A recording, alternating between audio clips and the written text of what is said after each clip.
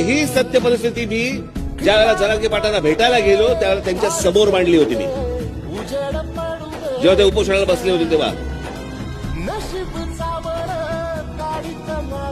हा इतका किचकट विषय आहे, हा इतका टेक्निकल विषय आहे की ह्याच्यामध्ये तुम्हाला लोकसभेमध्ये कायदा सगळा बदलायला लागेल, लोकसभेमध्ये हा कायदा बदलायला लागेल, सुप्रीम कोर्टाचा तुम्हाला आदेश घ्यावा लागेल. आणि बाबांनो, हा फक्त एका महाराष्ट्र राज्यापुरताचा विषय नाही आहे.